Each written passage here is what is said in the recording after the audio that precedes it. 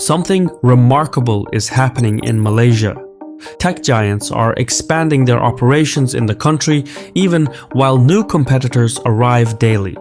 Intel and Infineon are each investing $7 billion in Malaysia. Meanwhile, Nvidia is set to build an AI data center worth $4.3 billion, and Texas Instruments has allocated $3.1 billion for 2 new semiconductor assembly facilities. But this is only the tip of the iceberg. The influx of foreign capital includes the likes of Germany's Bosch, Austria's AT&S, Sweden's Ericsson, South Korea's Simtek, and major state-backed Chinese manufacturers such as Fengxi Metal Technology.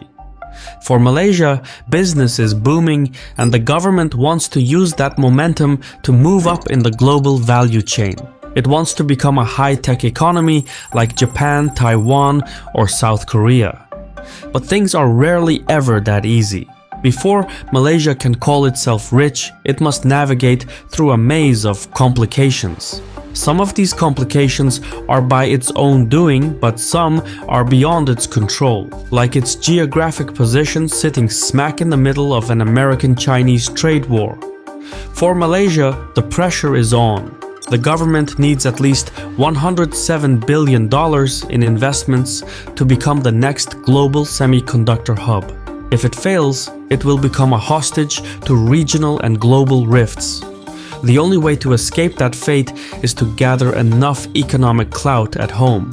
And so, Malaysia must go big or go under.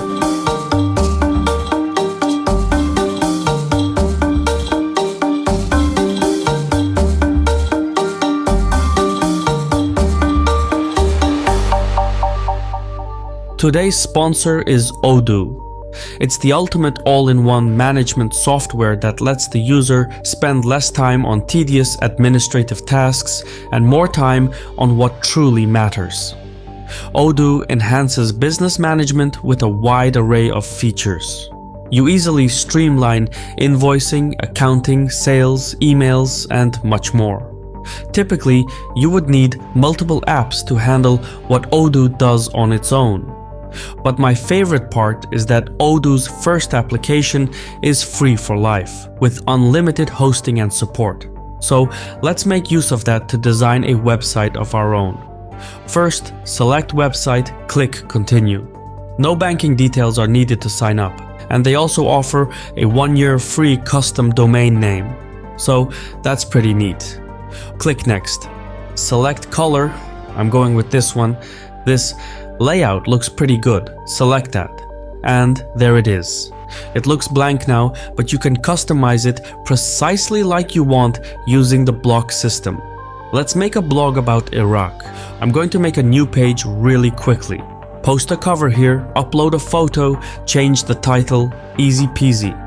If you're short of inspiration, they have AI integrated too. Check out Odoo today by hitting the link in the description and supporting me by supporting Odoo.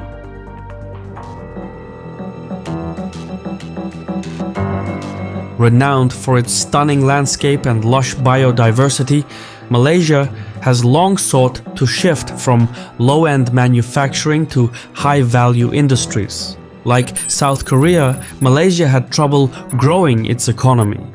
The two struggled in the 1960s and the decades after. They started with roughly the same GDP per capita, and while there was economic growth, wages rose too quickly, which then made the respective industries less competitive for cheap labor.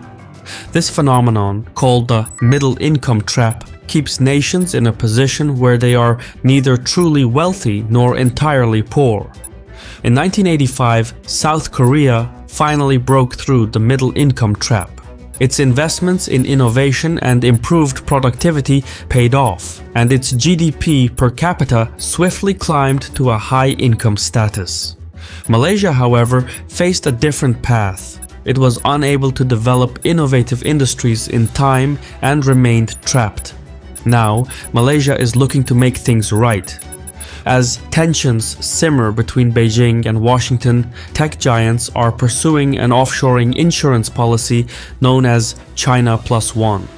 In pursuit of greater profit and security, companies are hedging their bets by expanding into the surrounding economies. At the center of the storm is a race for dominance in artificial intelligence, advanced robotics, and green technology development. A $617 billion global industry that is growing with each passing year. Malaysia is uniquely placed in this tech race. With its location, robust infrastructure, well-established semiconductor industry, and educated English-speaking workforce, Kuala Lumpur has an edge over the regional competition to become the next global chip giant. In addition, Malaysia already holds a 13% global market share in the low-end field of assembly, testing, and packing of semiconductors, a factor that accounts for 25% of the country's GDP. To turn Malaysia into the next Taiwan, local firms such as Silterra and Upstart Technology are looking to leverage the influx of foreign talent to expand into high-end activities such as wafer fabrication and integrated circuit design. To this end, Kuala Lumpur has launched the new Industrial Master Plan 2030, an ambitious set of policies aiming to boost domestic production and settle itself as the next global hub for semiconductor manufacturing. There is seldom a reward without great risk. Malaysia needs to go big or go home. Yet, large-scale plans have a mixed history of success in the country. Beginning in the 1970s, Kuala Lumpur embarked on a radical economic restructuring effort known as the New Economic Policy. The stated aim was to redistribute wealth within the country while transitioning away from the export of raw materials such as rubber and tin. Following decolonization, Kuala Lumpur emerged with a strong drive to reinvent itself. However, ethnically defined equalities resulted in severe unrest in the decades prior, resulting in the expulsion of ethnic Chinese from Singapore in 1964, which at the time was part of Malaysia. So, for the new Malaysian state to survive, things had to change, and fast. Local lawmakers stepped up, and a decade later, Malaysia succeeded in industrializing its landscape. A new, homegrown semiconductor sector had developed, and local industries had made a name for themselves. However, the country was still reliant on low-cost manufacturing. So, to speed up the transition to a high-income economy, the government poured massive sums of money to accelerate the development of high-tech industries. Unfortunately, a crucial component was left out. Research and development was completely neglected in the process. This mistake sealed Malaysia's fate. In addition, the government's wealth redistribution policy inadvertently led to a brain drain. Thousands of non-ethnic Malays moved abroad, never to set foot in Malaysia again. By the 1980s, economic growth slowed considerably, and with the Asian financial crisis of 1997, Malaysia entrenched itself even deeper in the middle-income trap. Yet, Kuala Lumpur had an ace up its sleeve. As part of its post-colonial overhaul, Malaysia had also embarked on a 50-year-long endeavor to transform its coastal state of Penang into the Silicon Valley of the East. Beginning its existence as a small fishing village, Penang served as one of British Malaya's primary naval bases throughout the 19th century. Upon independence, its strategic location took on a more geo-economic nature, with the Bayan Lepas Free Industrial Zone welcoming conglomerates such as Bosch, Motorola, Dell, Intel, and Hewlett-Packard to assist in its transformation.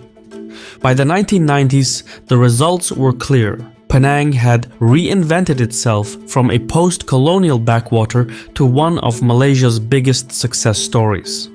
Today, the region is home to over 350 multinational corporations, amounting to an estimated 5% of global semiconductor exports. As such, despite its small size, Penang punches well above its weight, accounting for almost 8% of Malaysia's economic output while measuring just over 1,000 square kilometers. Eventually, however, Penang's success became its downfall. Malaysian lawmakers in the capital felt predisposed and left behind, so they spent the last 2 decades reinvigorating Kuala Lumpur. Resources, talent, and wealth were actively diverted from the provinces into the capital. It needn't have been this way, but Malaysia scored one of the biggest own goals in history. Not surprisingly, Penang declined in importance, and Korea's Samsung and Taiwan's TSMC relegated Malaysia's homegrown manufacturing to the sidelines by the turn of the millennium. Now, as of 2024, Malaysia is getting a second chance at prosperity. This time, the government wants to get it right, so it is committing significant resources to bolster its industrial sector. Reviving Penang plays a big role in that plan. The construction of a 1 million square foot industrial park in Penang has already drawn interest from new names such as Jabil, Western Digital, and Lam Research. Further inland in the Kulim district, Germany's Infineon plans to invest $5.4 billion to construct the world's largest production site for silicon carbide chips, which is a vital component in the manufacturing of electric vehicles. They are joined by over 50 Chinese conglomerates that are moving south in an attempt to loop around Washington's sanctions on Chinese manufacturing. Regardless of state allegiances, private logistics giants such as DHL Express are lining up to form the necessary supply chains between the industrial manufacturing zones of southern China and Malaysia's Penang. Further south are the port cities of Klang and Tanjung Pelepas. By capacity, these sites already number among the 15 largest global ports, and the government has a special purpose for them. The plan is to transform the cities into industrial hubs where incoming chips can be built, tested, and shipped to consumers across the globe. Still nearby, in Seremban and Malacca, the government looks to develop industrial hubs where semiconductor giants such as Nexperia and Infineon can settle down. Likewise, across the sea in Borneo's Kuching City, Japanese firms such as Taiyo Yuden are expanding their operations. A hive of high-tech activity is spreading across the country. For Malaysia, the best is yet to come. Southeast Asia is in an economic boom. Tech giants that are looking to offshore their operations away from China have plenty of room to settle elsewhere.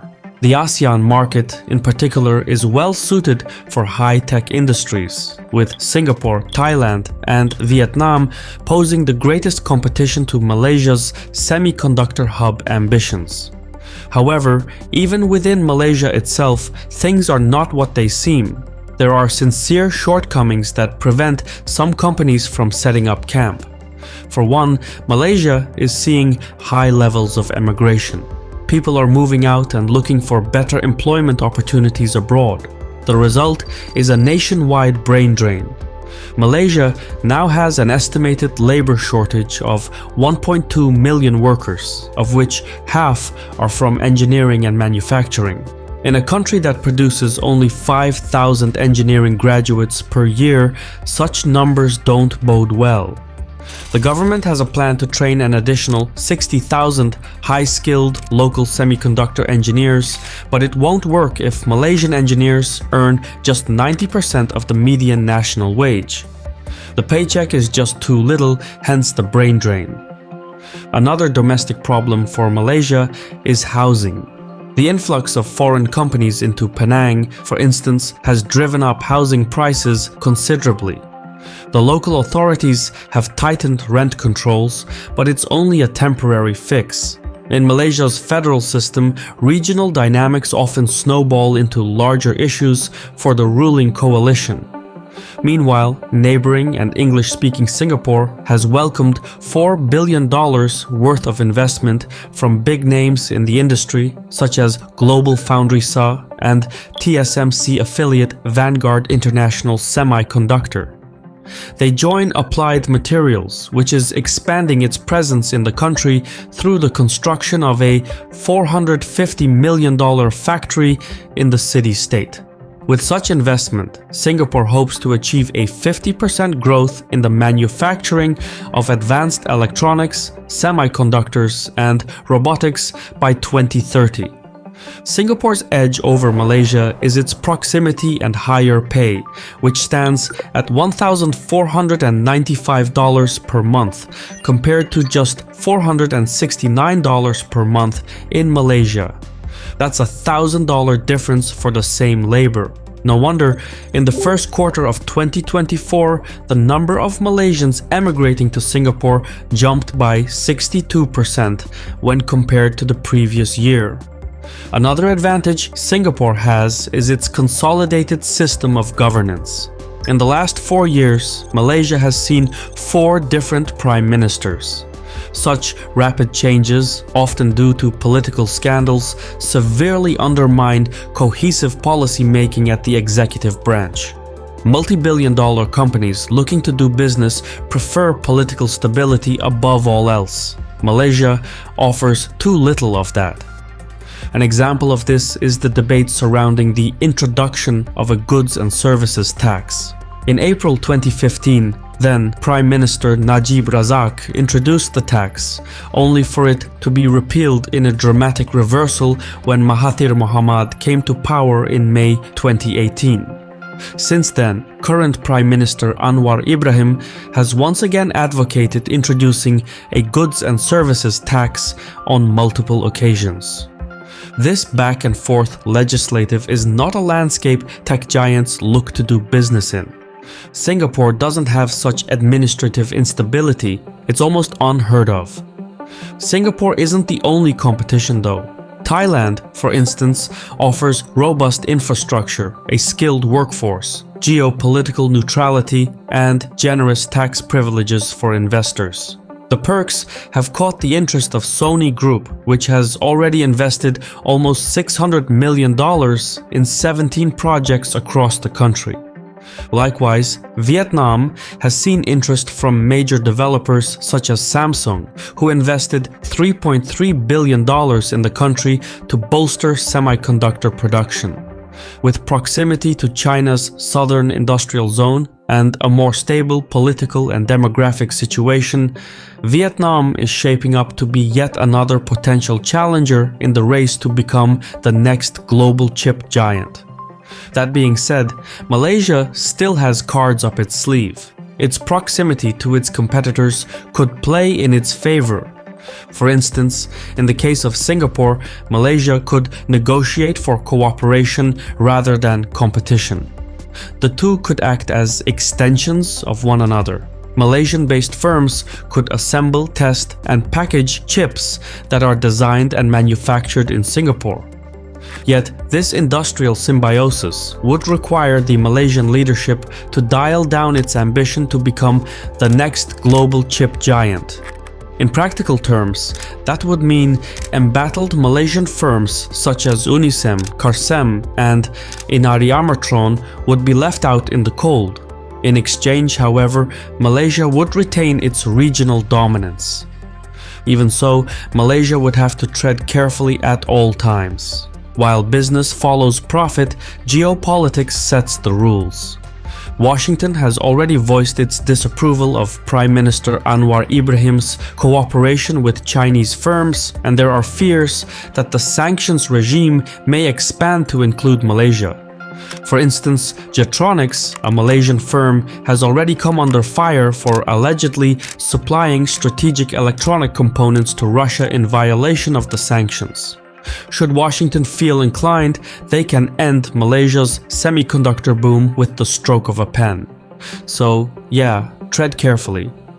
China, likewise, accounts for $56.7 billion worth of Malaysia's imports and $103 billion worth of its exports. This trade includes the import of germanium and gallium, which are irreplaceable materials in the production of semiconductors. In addition, China has been Malaysia's largest trade partner for the past 15 years, a relationship only balanced by the United States as Malaysia's largest investment partner. Sitting precariously in between two of the world's biggest economies, Malaysia must, therefore, dance between giants without stepping on any toes. I've been your host Shirvan from Caspian Report. Thank you for your time and salam.